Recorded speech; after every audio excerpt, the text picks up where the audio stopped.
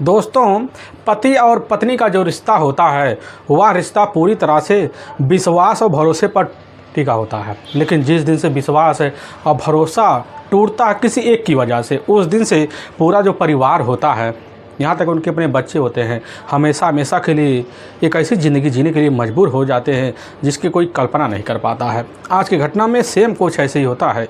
एक महिला होती है, बस अपने चंद ज़रूरत को लिए वह अपने पति को ऐसे दांव पे लगा देती जिसकी वजह से उसका जो पति होता है हमेशा हमेशा के लिए इस दुनिया को छोड़ के चला जाता है। लेकिन जब लोगों के सामने सच्चाई निकल के आता है, इससे सुनकर और लोग देखकर हैरान और परेशान भी हो जाते हैं। आखिर क्या था इस घटना में क्या हुआ, इस घटना की आप पूरी तह तक सच्चाई जानने के लिए इस वीडियो को आप लास्ट तक जरूर देखिएगा। नमस्कार दोस्तों, मैं प्रदीप कुमार आपको इस चैनल पर मैं स्वागत करता हूं। दोस्तों आज की यह जो सच्ची घटना है, यह घटना सुनाने से पहले मैं आपसे एक छोटा सा रिक्वेस्ट करना चाहता हूं, क्योंकि आप अगर इस चैनल पर नए हो और पहली बार आए हुए हो तो एक बार जाकर अपने इन्हीं प्यारे हाथों से आप इस चैनल को लाइक और सब्सक्राइब और शेयर ज़रूर कर दें, ताकि आपकी वजह से यह जो वीडियो आज काफ़ी लोगों तक पहुँचाया जा सके। और इसके लिए हम आपके तहे दिल से शुक्रगुजार रहेंगे। दोस्तों आज की यह जो सच्ची घटना है, यह घटना ठीक गुजरात प्रदेश, उसी में जाना माना एक भरूच जिला पड़ता है और ठीक उसी में जबूसर थाना पड़ता है। मैं बात कर रहा हूँ अब 30 जून का ही। अब वही जैसे ही सुबह के लगभग 9 बजे के आसपास का टाइम होता है तो वहाँ से कुछ दूर पर एक जो होता है परनाला नाला पड़ता है। अब उसी नाले पर से कुछ व्यक्ति गुजर रहे होते हैं, तभी उनकी जो नज़र होता है वहाँ एक झाड़ी होता है, उसी झाड़ी में पहुँचता है। देखते हैं कि वहाँ एक व्यक्ति पूरी तरह से मृत अवस्था में पड़ा हुआ है। वह व्यक्ति देखकर चौंक जाते हैं और तुरंत वहाँ काफ़ी लोग इकट्ठा हो जाते हैं। उसी में से एक व्यक्ति इसकी सूचना अब जबूसर पुलिस थाने में दे देता है। अब जबूसर थाने के मौके पर थाना प्रभारी और वहाँ के इंस्पेक्टर साहब अपनी दलबल टीम को लेते हैं और ठीक जो होता है उसी परनाला में अब पहुँच जाते हैं। कुछ सिपाही कर्मी को मदद से परनाला के बाहर जो होता है उस डेड बॉडी को बाहर निकाला जाता है। तो पता चलता है उस डेड बॉडी के वाले व्यक्ति की जो उम्र होती है लगभग अब यही 35 से 38 साल के आसपास ही होता है। लेकिन हाँ, सिर्फ शरीर पर एक पैंट होता है, इसके अलावा कुछ होता नहीं है। लेकिन पुलिस की जो टीम होती है उस तरीके से बॉडी का निरीक्षण करती है, पता चलता है कि हाँ, शरीर पर कई जगह जो होता है गहरे गहरे निशान होते हैं। ऐसा लगता है बस करो इस व्यक्ति की सांस फूलने की वजह से मौत हुई है। पुलिस की जो टीम होती है जेब की तलाशी भी लेती है, लेकिन कोई व्यक्ति और ना कोई चीज़ ऐसा मिलता है कि उस व्यक्ति की शिनाख्त हो पाए। वहाँ पुलिस की जो टीम होती है काफ़ी लोगों से पूछताछ करती है, लेकिन कोई व्यक्ति शिनाख्त नहीं कर पाता है। पुलिस की जो टीम होती है इसकी जो सूचना होता है वालों द्वारा अपने ज़िले की जितने भी नज़दीकी पुलिस थाने होते हैं उसमें भेजवा देती, कहीं कोई व्यक्ति इस इलाके का गुमशुदा तो नहीं है या किसी थाने में गुमशुदा का मुकदमा तो दर्ज नहीं है। पुलिस की टीम वही बॉडी का पंचनामा भर लेती है और अपने नज़दीकी जो सरकारी अस्पताल होता है अब इधर बड़ौदा में पोस्टमार्टम में मोर्चरी हाउस रखवा देती है।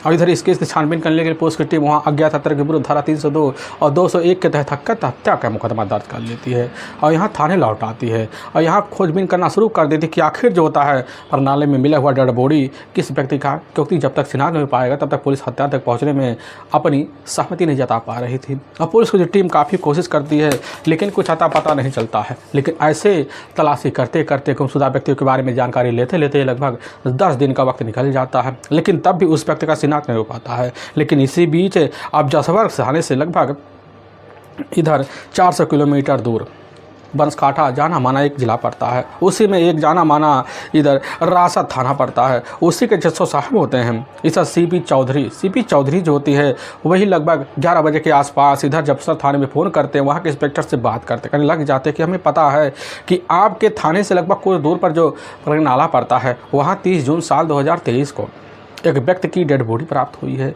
और हमारे पास जो होता है ठीक इधर 29 जून को ही हमारे थाने में एक गुमशुदा का मुकदमा जो होता है एक व्यक्ति के द्वारा दायर करवा गया है, जो हमारे थाने से लगभग कुछ किलोमीटर दूर चाटवा गांव पड़ता है। उसी गांव के रहने वाले मरमाणी चौधरी पटेल होते हैं अब शंकर भाई पटेल। वह मौके पर अपने ही इलाके में एक राजमिस्त्री के नाम से पूरी तरह से विख्यात होते हैं। उनके परिवार में उनकी अपनी पत्नी होती है अब भावना, जो ठीक 29 जून को हमारे थाने में आई थी और गुमशुदा मुकदमा दर्ज करा के गई थी। एचएसओ साहब यही बात कहते हैं, हम आपके पास फ़ोटो भेज रहे हैं, आप एक बार सिनात करिए और बताइए परनाला में मिला हुआ डेड बॉडी क्या उस फोटो से मैच कर रहा है। और जैसे एचएसओ साहब फ़ोटो सेंड करते हैं तुरंत और जबूसर थाने के इंस्पेक्टर साहब जो होता है फ़ोटो देख कर सिनात कर लेते, कहने लग जाते हैं हाँ परनाला में मिला हुआ डेड बॉडी या कोई और नहीं होता, मलवाड़ी चौधरी पटेल अब शंकर भाई के ही होते हैं।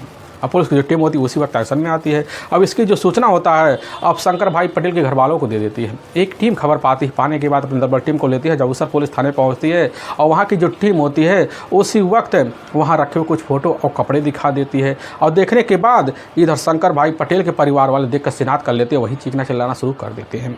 और वहीं पर उसकी अपनी पत्नी भावना पटेल भी होती है जो दहाड़े मार कर चिल्ला रही होती है। और पुलिस की जो टीम होती है भावना पटेल से पूछताछ करती है। भावना पटेल यही करने लग जाते कि साहब हम तो 27 जून को अपने मायके चले गए होते हैं, हमें इसके बारे में कुछ नहीं पता है। लेकिन इधर जाकर जब शंकर पटेल के घर वालों से पूछताछ किया जाता है तो यही बात पता चलता है कि शंकर पटेल जो होता है मौके पर जो 29 जून पड़ता है शाम के टाइम में वह कुछ काम के लिए बोलकर हमारे ही पड़ोस के रहने वाले उदा जी के घर चला गया था, लेकिन हाँ वहाँ से लौट के नहीं आता है। लेकिन रात का जब 10 बजे के आसपास का टाइम हो जाता है शंकर पटेल का अपना भाई यही कहने लग जाता है कि अभी तक हमारे बड़े भाई लौट के नहीं आए, जिसकी वजह से शंकर पटेल का छोटा भाई उधर शंकर के पास कॉल करता लेकिन मोबाइल बंद बता देता है। यहाँ तक सुबह का टाइम हो जाता है तो उदा जी के घर जाते, उदा जी के घर जब जाते कहने लग जाते कि ना हमारे साथ तो यहाँ से गए थे लेकिन वापस लौट कर दूसरी तरफ चले गए, हमें उनके बारे में कुछ नहीं पता है। यह बात जो होता पुलिस की जो टीम तौर तरीके से सुनती है और सुनने के बाद जो होता पुलिस की टीम उधर शंकर पटेल के भाई के तहरीर पर अज्ञात हत्या के विरुद्ध धारा 302 की मुकदमा दर्ज कर लेती है। और इस केस में सबसे पहले जांच पड़ताल करने के लिए पुलिस की जो टीम होती है अब पहुंच जाती है एक टीम लेकर। अब इधर चोटपा गांव, वहाँ गांव में काफ़ी लोगों से पूछताछ किया जाता है कि शंकर पटेल का कैसा जो होता है रवैया था, उनका व्यवहार कैसा था। लोगों से जब पूछताछ किया जाए पता चलता है कि शंकर पटेल का अपनी पत्नी भावना को लेकर अपने घर में ही काफ़ी बार झगड़े तकरार हुए थे। और पुलिस का शंका बढ़ जाता है कि आखिर जो होता बस करो, भावना कुछ ना कुछ रहस्य हमसे छुपा रही है। इसीलिए पुलिस की जो टीम होती है सबसे पहले एक टीम लेती है और लेने के बाद ठीक भावना के पास दोबारा पहुँचती है और भावना से अपने हिसाब से पूछताछ किया जाता है। भावना यही कहती है कि साहब हमारे पति हमसे बहुत लाड प्यार करते थे, हमारे पास 3 बच्चे भी हैं, हमारे जो अपने ससुर वह मौके पर विकलांग है, उनका बाहर कहीं आना जाना है नहीं, हमारे परिवार की पूरी जिम्मेदारी हमारे ही अपने पति शंकर पटेल के ऊपर है। आखिर साहब हम सारे इतना बड़ा घात क्यों करेंगे। और पुलिस की टीम यह बात जैसे भावना से सुनती है उसके बातों पर यकीन कर लेती है। लेकिन कोई भी बात जो होता है घर में कला होने के लिए किसी बाहरी व्यक्ति का आना एक तरीके से संदेह का घेरा बन जाता है। इसलिए पुलिस की टीम होती है सबसे पहले मोबाइल नंबर भावना के लेती है, उसके मोबाइल नंबर का पूरा CDR डिटेल निकलवा लेती है। और जब CDR डिटेल निकलवा लेती है तो पता चलता है जो पड़ोसी गाँव है एक उसी के बगल कलश गाँव, अब उसी गाँव का रहने वाला इधर शिवाय पटेल होता है, उसी के मोबाइल का जो लोकेशन होता है वह जाकर इधर शंकर पटेल के मोबाइल के साथ दिखा रहा होता है। लेकिन पुलिस की टीम संदेह के घेरे में तब लेती है जब शिवा पटेल और इधर भावना के मोबाइल नंबर को सर्विलांस पे CDR डिटेल के तहत देखा जाता है तो पता चलता भावना और इधर शिवा पटेल के मोबाइल के द्वारा कई बार भावना के मोबाइल पर कॉल किया जाता था और 1 महीने से नहीं लगभग 7 से 8 महीने से लगातार। और पुलिस का शंका तब बढ़ जाता जब पता चलता घटना के वक्त लगभग 4 बजे के आसपास शिवा के मोबाइल के द्वारा भावना पटेल के मोबाइल पर कॉल किया गया होता है। लगभग आधे से आधे घंटे बाद बात किया गया होता है। पुलिस का शंका बढ़ जाता है, इसलिए पुलिस की जो टीम होती है एक टीम लेती है और लेने के बाद ठीक जो होता है पहुंच जाती है अब शिवा पटेल के पास। शिवा पटेल को अपने कब्जे में लेती है और लेने के बाद अगलेश्वर गांव से और सीधा पहुंच जाती है जबूसर थाने में। अब वहां जब पूछताछ किया जाता है शिवा पटेल यही कहने लग जाता कि साहब हमारी बात है, भावना के पति अब शंकर पटेल से तो हुआ था, हमने उनको अपने पास बुलाया था लेकिन साहब हमें कुछ कारण होने के बाद हम यहाँ प्लान कैंसिल कर गए। लेकिन पुलिस की टीम को जो होता है इधर शिवा की बात पर यकीन नहीं होता है क्योंकि पुलिस के सामने लोकेशन भी होता है कि इधर अकलेश्वर से चलकर शिवा पटेल जो होता है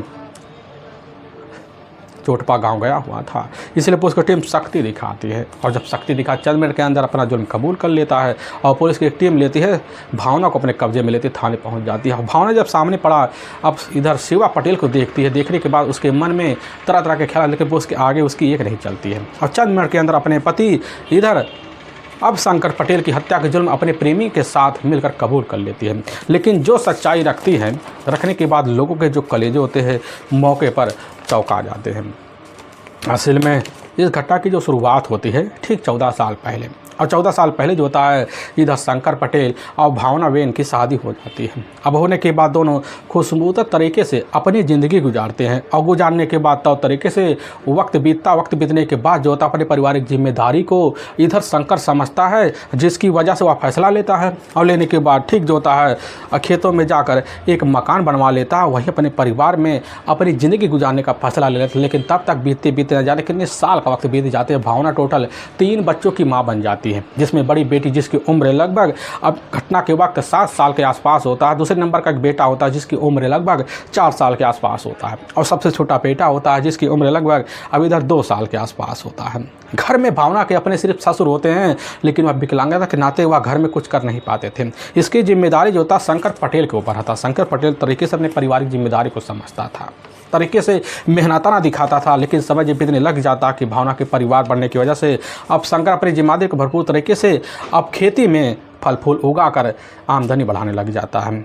अब सुबह के टाइम निकलता, दिन भर खेती में जी तोड़ मेहनत करता और करने के बाद घर वापस लौटता थका हारा जो होता है, अब चारपाई पर खर्राटे भरता। जिसके बाद भावना जब पहुंचती अपने तकलीफ़ों को दूर करने के लिए अपने पति के सामने जो होता है अपनी मिन्नतें लगाती, लेकिन उसका जो पति होता है कहने लग जाता है कि थका हारा शरीर अब कुछ नहीं कर सकता। यह बात सुनकर भावना की उम्मीद होती है धरी की धरी रह जाती है। उसी दिन से भावना जो होती है अपने पति इधर शंकर पटेल से चिड़चिड़ापन दिखाने लग जाती है, तो तरीके से दिखाने लग जाती है। लेकिन इधर जो होता पारिवारिक जिम्मेदारी को शंकर बखूब तरीके से समझता था, जिसकी वजह कैसे ना तैसे कर कर आलीशान मकान बनवा लेता तो है, बनवा लेता है खूबसूरत तरीके से परिवार तो रहना शुरू कर देता है। लेकिन जिस खेत में मकान बनाकर इधर जो होता है अब शंकर पटेल रहा करता था, ठीक उसी बगल एक और खेत होता है। उसी खेत में जो होता है एक और नाम का व्यक्ति रहा करता है, जिसका नाम होता है शिवा पटेल।